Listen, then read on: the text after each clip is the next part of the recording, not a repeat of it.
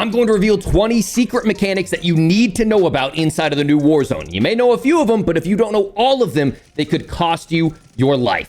So without further ado, let's get into a rapid style fashion of 20 secret mechanics that will change your game.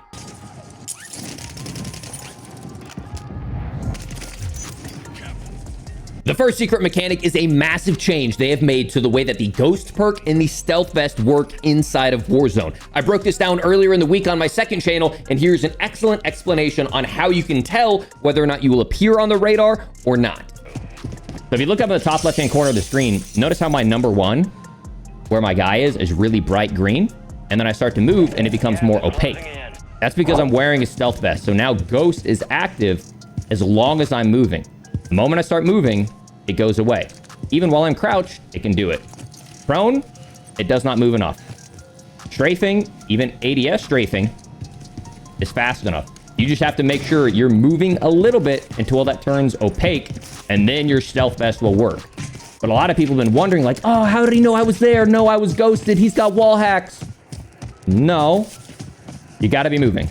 Ladies and gentlemen, for making it this far into the video, you just gained access to the single largest giveaway I have ever done on this channel. The team over at ROG asked me if I wanted to be part of the ROG Advent Calendar for day number 17, and they said, Isaac, pick anything you want, and you can give it away to the Academy. And I chose none other than the ROG Strict Scar 16 because it is an engineering marvel. I don't know how they fit everything inside of here. It has a 4080 GPU, a 13th gen i9 CPU, all with an ROG Nebula display, which is 240 hertz, 1440p, vibrant colors, and it all stays wicked cool with their tri-fan technology. I have gamed on this. I have edited on this. It is a powerhouse in a sleek form factor, and I would want nothing more than the Academy to get one of these for free. ROG has been a huge partner of the community. They make top tier products, the best in the business, and there is no one else I would rather associate my brand with, and I'm thrilled at the opportunity to give this away to you guys. In order to enter the giveaway, all you need to do is reply down below with your favorite holiday gaming memory. It could be opening up a new console, it could be playing a game for the first time.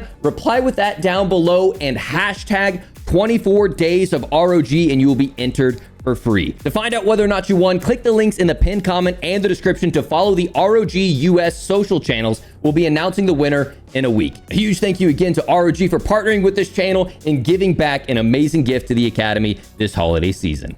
Okay, welcome back. For this second secret mechanic, they have changed the way that your backpack interacts with what you have stored on your person. So what I mean is, you can see here that I have 2 Simtexes and 2 smoke grenades. Well, it used to be that when you would throw those 2, you would have to manually go in and re-equip those. Well, not anymore. As you see, I have 2 Simtexes equipped, 2 more here, and another one here. They auto-generate into your backpack, which means you can spam all the lethals or all the utility that you want, including smoke grenades. But it doesn't stop there. Okay, you can also have your self-revive auto-equip. So someone's mortaring me. Let's say I get taken down, or let's just say I want to force the issue myself. The self-revive will auto-equip from your backpack. You can see I have a self-revive right here. So I can go up, I can fly across the map, and let's just say we're moving in, we're pushing a team over here, and I'm just going to tell my teammates, I got sniped, I got sniped, I got sniped, someone sniped me. But take a look. The second that I get up, look down to the bottom left. That self-revive has already been equipped. So you may be wondering sometimes when you're going to knock someone, like, how are they knocked again? Why are they not full dead? It's because the self-revives now auto-equip. So for me in solos especially, I will carry around 2 self-revives because if I get sniped and then they're a little bit too slow at that airstrike, I'll get sniped, knocked, self-revive. Airstrike will hit, I'll get knocked again, self-revive, and then I can live. I don't care if you agree with it or not, but it's something you should know about. For the third secret mechanic, they have changed the way that ammo boxes interact with our backpack. So in the past, if we had right now 1 smoke grenade and 2 Simtexes, if we hid an ammo box, it would only fill up to 1 smoke grenade. So if you wanted to get the most out of an ammo box, you would have to stow these items. Well, not anymore. Check this out. When I hit this ammo box, it will fill up my 1 smoke grenade, but it'll also give me 1 extra smoke grenade and 2 extra Simtexes. So you no longer have to go through the extra step of stowing before you hit your ammo box. The fourth secret mechanic is actually a combination of a lot of mechanics, and it's just emphasizing that everything has been sped up. It used to be a death trap whenever you would mantle. Well, not only can you mantle, you can do some pretty quick double mantles. Even things like zip lines have been sped up, both vertical and horizontal. From mantling to climbing ladders, everything in this game has been sped up to where you can move across the map faster. And on top of that, there's some little things that a lot of people haven't noticed. Portable buy stations drop in faster. Loadouts drop in faster. Even, you remember when you used to throw an ammo box or an armor box? It would throw and it would sit there and then it would yawn open. Now, check it out. I'm going to throw it out an armor box. Boom, instantly open. I can hit it immediately. It's just all these little quality of life changes that make the game feel so much better. For secret mechanic 5, it's something that so many people think is still out of the game, but it's back. It's reload canceling. If you don't know what that is, that's whenever someone challenges you, you can start shooting. You'll start your reload and you can cancel it and start shooting. So look down to the bottom right. You'll see I have 21 bullets. I start a reload and then boom, I can cancel my reload in case someone comes at a bad timing, and I would die if I don't otherwise have my gun ready.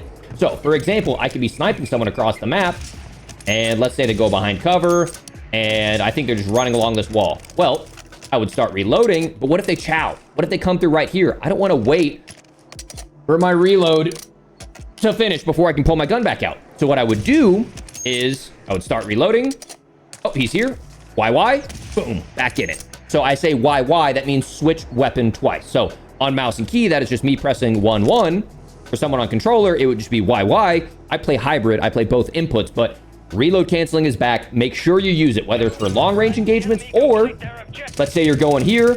You don't think they're going to challenge, but they do. Get that gun back out quickly so you're not stuck in this reload animation while someone's in your face. The sixth secret mechanic is the new Gulag token, and it's not as straightforward as you may think. A lot of people think that if you hold onto a Gulag token, it will give you an additional Gulag. That's actually a different mechanic that we'll talk about next. But that Gulag token isn't worthless. If you hold onto that Gulag token, if your teammate goes to the Gulag, comes back, you can drop it out of your backpack because it is stowable. But not only that, if you wait until near the end game around the 5th or 6th circle, when the circle closes and the Gulag closes, you will get bonus cash for any Gulags you have remaining, any Gulag tokens you have remaining, and any redeploys that you may have remaining as well. So keep that in mind as you're trying to break down that final circle. You need more UAVs, you need more utility, maybe some airstrikes. If you have any of those in your backpack, it will convert to cash. There is a small bug right now where it's a little bit inconsistent. They are tracking that on their Trello board, but it's something to keep in mind. Hold on to those Gulag tokens for your homies if they do hit the Gulag, and reap the rewards of the extra cash for having it stored on your backpack. For secret mechanic number 7, we have something else that's Gulag related. There are multiple variants of the Gulag, and one that I think most people are missing. You likely have seen Locked and Loaded, and that's where you load into the Gulag with a fully kitted 5-attachment weapon and full plates. You're probably familiar too with Cash Drop, where you run around the Gulag and there are giant stacks of cash everywhere, especially in the middle where there's like a 15 or 20K bag. Loot that. But there's one that most people aren't noticing, and it doesn't have to do with the redeploy token or the Gulag token. It's called Go Again. You'll see it pop up on my screen right here. And actually, if you die in that moment, you can hit the Gulag again. So don't rage quit. If you have Go Again, you get another try at the Gulag to get back into the lobby. I think this is good for keeping the player lobby count healthier, because right now there's only 100 players in the lobby. I don't think that plays well. We need more. The lobbies die pretty quick. So just be aware, if you hit Go Again, don't rage quit. But once you win your Gulag, make sure to use secret mechanic number 8. Don't sit there and teabag. Don't shoot their bodies. Loot. You have a small period of time after you win your Gulag to run around. Loot some tacticals, loot some lethals, loot some armor maybe, or most importantly, loot the cash. Actually, sometimes people will die in the Gulag, and when they quit, it will drop their loadout weapons. It's a bug that's been in the game for a while, but I've killed someone in the Gulag, and all of a sudden, a cat AMR just spawned out of nowhere, and so I come out of the Gulag with a fully kitted sniper rifle, land on a building, and rip someone's head off when they think that I just have like a pistol or a Gulag weapon. So, loot when the Gulag is finished. Which brings us to secret mechanic number 9, which is our final Gulag tip. It is the new extraction mechanic inside of the Gulag. If you don't know by now, there is a rappel that drops down, but you need to be aware of the strategy that people are using on this. It's happened to me, and I've done it to other people. People will throw a smoke in mid, so just be careful. If you see someone throw a smoke in mid in the Gulag, more than likely, they're trying to grab onto that rappel and you rocket up fast. Like I mentioned, all mechanics are faster in this game. You fly up there so fast and it's so tough to counter, especially because smokes kill your aim assist. So beware of that strategy and maybe use it for yourself. But without further ado, let's move on to secret mechanic number 10. A lot of people don't notice, and I'm seeing a lot of people build some bad weapon builds because of it. Red dots are back on the minimap, but in more ways than you think. So you should know by now that when you shoot an unsuppressed weapon, you show up on the minimap. That's why I really suggest rocking, especially for our long-range weapons, a suppressor. It kind of allows us to flank a little bit easier. But a lot of people don't realize that the red dots on the minimap will show an opponent's elevation. What I mean by this is typically when someone shows up on the minimap, it'll either be a red dot with an arrow above, or a red dot with an arrow below. If that arrow is above, that means they are above your relative location. So if you're on the second story of a building and they're on the third story of a building, it will show an arrow above. When you get to their third story, it will show no arrow. When you get to the fourth story, it will show an arrow below. But there's also something that a lot of people haven't remembered since the Verdansk days, that red dots also show up when you call in airstrikes. When you call in an airstrike, as you see in this clip, you didn't shoot anything, suppressed or unsuppressed. But look, when that precision airstrike notification pops up on your screen, get into cover first, but two, look at your minimap because you can see where that airstrike is called in from. At this point, ladies and gentlemen, we are a little over halfway through the video. We're going to be rapid fire through the rest. But if you learned something new in this video, whether it blew your mind or just kind of made you go, huh, make sure to subscribe because we put a lot of time into this video and we have a lot of high value content coming. More than importantly, me and the wife got a little baby boy on the way. He's going to be due within the next month. So in the holiday spirit, help me try to hit the goal of over 600,000 subscribers in the Academy before the little guy gets here. It would mean the absolute world to me. But without further ado, we'll continue with the video. For secret mechanic number 11, there are different types of hit markers. A lot of people haven't realized that when you shoot someone in the head, you get a double X hit marker. So you can see whether or not you've been ripping someone with headshots or just a single X regular body shot.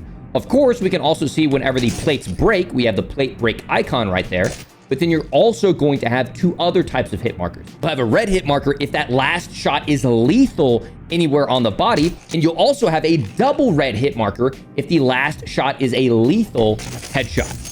For secret mechanic number 12, it's important to know that you have a pistol on you at all times. You'll see here I have a Bass B and I have my Cat AMR, but if I jump up here, you'll see I have access to a pistol that I can use to shoot people as I jump up ladders. The same thing goes for when you're in water. When you jump into the water, you will have access to this pistol. Unfortunately, the pistol is still the only thing that you can shoot underwater, so be careful.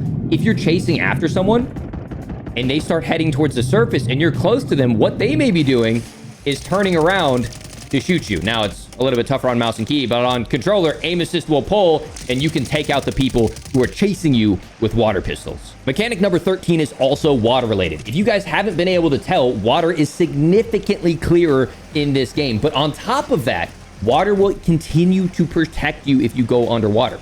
So as you're shooting someone underwater, they will take reduced damage, up to the point where as they get deeper and deeper under the water, and the amount of water that needs to travel between the surface of the water and you eventually become invincible. So a lot of times the best strat is just to get your head underwater as much as you can. There are actually some parts in the map where it's good to know where the water actually provides a little bit of current. It will push you. You'll see I'm actually having my body being pushed through the water. It's pretty subtle right now. If you look at my crosshair, it's sweeping across the ground. Other parts of the map, it'll push you pretty far. But we actually have another secret and kind of thematic water mechanic that you guys need to know about.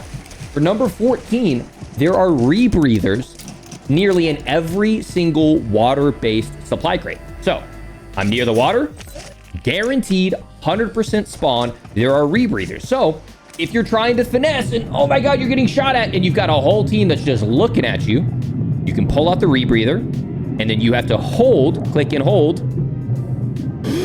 and you can use that 4 times. Well, you went, Isaac, that's not that many. Well, if you start to learn these spawns, you can just hold on to these rebreathers, take a breath, and just stay away from people who are chasing you. And this would be so annoying to fight against, but guess what?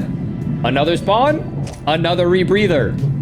What's this? Another spawn, another rebreather. So the entire team can get loaded up like SEAL Team 6 with rebreathers, and every single water-based crate that I have found has a guaranteed rebreather spawn. For number 15, I think this one slipped through the cracks. I don't think a lot of people know, but portable radars have been extremely buffed. It used to have a very tiny radius, but now it's basically like a mini UAV. For $2,000, you can buy these portable radars inside of buy stations. There's a limit of 2, but they also spawn non-stop across the map. I see them everywhere. And every time I see one, I always throw it down because it can clear out not only my building, but also multiple buildings besides me. And so I think so many people have it in their head that they're worthless, but they are more valuable than ever.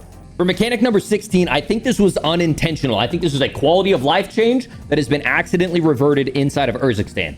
We've seen a few of these, but this one will really affect your gameplay. So you'll see here, I have no plates on down on my bottom left, and I have 1 plate. Over in Al-Mazrah, and I think they implemented this in Caldera as well, whenever we would stick a plate in, if we looted additional plates, it would on the fly continue to plate those up. But watch what happens. I start the plating process, I loot the plates, and then it stops the plating process.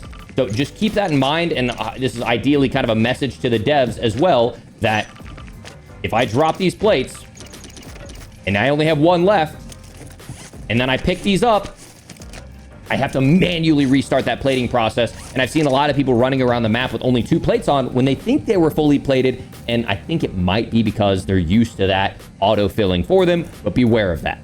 For secret mechanic number 17, there's actually a load of tips inside of the firing range that you need to be using to build better weapons that may be costing you in-game. For example, when you select an attachment, you can either click left trigger on your controller, you can press 1 on your keyboard, or you can just simply click it and it will give you a wide range of information for every single attachment. But rather than having to scroll through each one of them individually, let's say I need something for better ADS. You can just go to filtering and it will give you this list of filters of, I want better mobility. And then it will filter for all of the attachments that help with mobility. Obviously, there's nothing for mobility for a suppressor, but if I were to go into here and filter it, I can see things for, a lightweight rubberized stock helps me out. So you can filter to find the perfect attachment that you need rather than having hundreds of different optics. You can filter the attachments. Now, on top of that, once you build the gun, you can go into the firing range and see how it feels. But first, make sure you put on the appropriate amount of plates. The dummies now have 150 base health, as we do in-game, but they need 3 plates to make our Warzone weapons feel more accurate, at least in terms of our time to kill. But don't always trust that because the firing range bots aren't completely accurate, okay? You're supposed to be able to one-shot headshot with any range with a Cat AMR, and it doesn't. So it's not completely accurate, but make sure you throw those plates on so it feels at least a little bit more accurate. For mechanic number 18, they have gotten rid of some of the obnoxious stagger that used to be in the game. So if you don't remember, when you would get hit by an explosive, you wouldn't be able to sprint for a short period of time. You still have the concussive effect and it still makes your screen turn extremely red, but no longer are you stuck sitting in place after getting hit by a claymore or a proximity mine or your own nade. You can now sprint freely. The only exceptions to this, I believe, are if you get stuck by like a thermite, it'll stagger you for like half a second. Or I think if a frag hits you directly, it'll be like a 1-second stagger, but nothing nearly as bad as it used to be. On top of that, fall damage stagger has also gotten significantly better. It used to be that if you fell from over like 5 meters, you would be staggered and you couldn't sprint. Well, not anymore. As you can see here, I'm going to jump onto this and it's 12 meters, okay? And I can immediately sprint out of it. Now, there still is a little bit of stagger, and it's only for you legitimately almost died. So the fall damage threshold is about 15 meters, okay? And you can see, there it is. And it's 2 seconds of stagger. It used to do that for every explosion and every fall over like, I don't know, 8 meters or something. But now it is only, oh dear God, you almost literally broke your legs from fall damage. Now I can go pretty dang far and still immediately sprint out of it, which I think is an amazing change to move across the map. For tip number 19, this is a major pet peeve of mine, but it's important that you know how it works. So as you look around, you might see, Isaac, why does your screen look a little bit different? This scene doesn't look as vibrant as it did before. Well, it's because I'm wearing a gas mask, and I know this is petty for me, but if you look down, you can see a goggle on the top of my screen up where the kill counter is, and you can see down by my backpack, there's a little ridge. So what you can do is you can just simply stow it by clicking on it, but then that just brings it into your backpack. While it's in your backpack, it will take damage. You'll see it's at 90%. As I come over here, you will see it's now at 73%. And you are still taking health damage and shield damage as well. So when you have it on, you can keep it on and you won't take damage. It will never interrupt as you go in and outside of the gas, which I think is amazing. But as this gas mask gets more and more damage, you can see here it's at 32%. Something that you need to keep in mind is once it fully breaks, there's not a removal animation, which is amazing, but now you run around the rest of the map with these cracks on your screen, and I keep pleading with the developers on every platform that I have to remove this animation. I'm not going to go down that rabbit hole, but once you reach 0%, don't run around with not only the darkness on your screen, but the cracks on your screen all game. Simply go here and either stow it or drop it. Rather drop it, and it will pull off your face. It doesn't go to your backpack, and now you have fully clear vision again. For secret mechanic number 20, this is a very important one. You guys know they have added horizontal zips to the game. You get on zips slower if you just simply grab onto it. You'll see there is a reach up and a grab on animation. You can get onto zips significantly faster. Once again, instead of reaching up and grabbing on, you need to jump up and grab it midway. But also, there's some more. So, as you see, this is significantly faster. It stops that animation, makes it less likely for me to get killed. But when exiting, the exact same thing. There is a predictable animation where someone can snipe you. So instead, grab it quickly, and then when you finish, press jump, and you will slam down to the ground. Now, be careful. Be very careful, because it launches you to the ground with a lot of momentum, and you can break your legs very easily. But the exact same thing goes for vertical zip lines as well. Check it out. So when I go up here, animation up, animation off. Both of them are predictable and make it very easy for you to get sniped. So instead, one, we're going to jump and grab, which is faster, and then we're also going to jump at the top. So that's faster, much faster, right? And then when we get to the top, in order to avoid that choke point and animation right there, we're also going to jump, and now either you end up mantling up, which is still much faster than the previous, or if you time it right, you can end up flying up. Sometimes you bump it. Either way, it honestly looks pretty cool, but I've seen it to where you literally fly 5 feet up in the air and you're shooting down on people as you land on the roof. So it's kind of an advanced movement mechanic that you'll kind of have to learn, but either one of those I think is significantly better once you get it down than going through that choke point, right? Like that right there is perfection that we would shoot for. But ladies and gentlemen, that is 20 hard thought out tips as fast as I possibly could. If you enjoy how much value I put into this video, because I could have spaced it out 5 tips over 5 different videos. Nah, dense, action-packed, value-packed. Subscribe. Help me and the wifey and the family hit over 600,000 before baby Harvey gets into this world. Hope you guys enjoyed this video. If you did, make sure to subscribe. If you want to be involved in coaching, join my second channel. If you want the best loadouts and the best gameplay, my third channel. And biggest shout out goes to ROG again for providing that advent calendar giveaway. If you want the Scar 16, that insanely powerful laptop, check out the link in the pinned comment and the description. Shout out to them for sponsoring an incredible giveaway for the community. Without further ado, I will see you all on the next one. Peace.